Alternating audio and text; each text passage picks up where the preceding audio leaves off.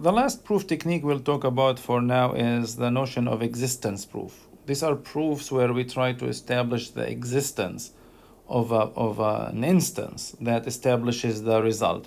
Sometimes these existence proofs amount to finding that element. So I'm trying to say, show me that there exists an integer that satisfies a certain property. I say, well, take the integer 8. This is an existential proof where I am showing the number. It's really constructive. But there are some existential proofs where I actually can show that there exists a number without knowing what it is, okay? And we will show both cases here.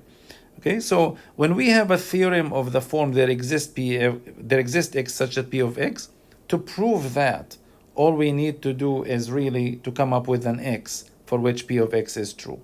One such way is what we call constructive proof. Show me such an x. Okay, so if you claim that there exists an x such that p of x, one way to convince me of that or to prove that to me, show me such an x.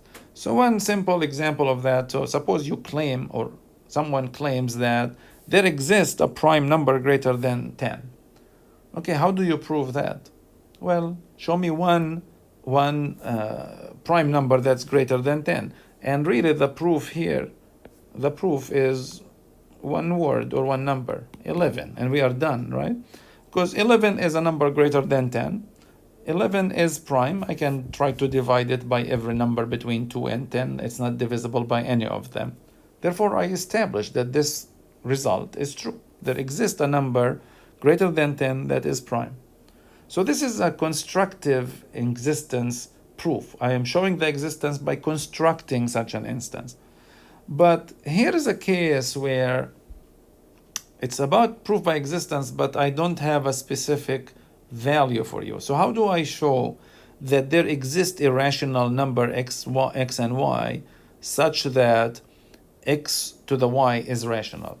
So the proof here, for example, one proof is, okay, do we know any irrational numbers? Yes, we know square root of 2. So let's look at x being the square root of 2 and y the square root of 2. So, and let's look now at x to the y, okay, which is square root of 2 to the square root of 2. There are two possibilities. Either square root of 2 to the square root of 2 is rational. If the square root of the square root of 2 to the square root of 2 is rational, then we are done. We have established this result because I took two irrational numbers, x and y. I raised x to the power y. I got a rational number, so we are done. But I'm not done with the proof, because what if the square root of 2, is irrational? Well, if the square root of 2 to the square root of 2 is irrational, then let me take x to be the square root of, square root of 2 to the square root of 2, and y to be the square root of 2.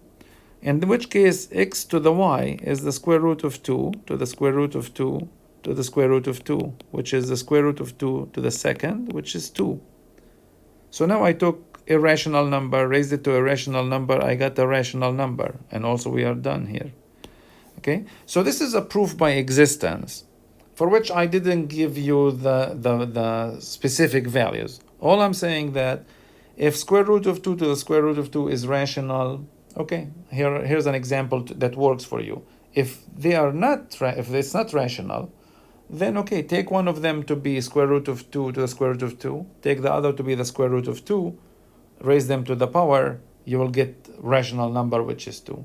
So this is an example of a non-constructive existence proof, because I did not really construct the x and y that satisfy this. I am saying in one case they could be square root of 2, square root of 2.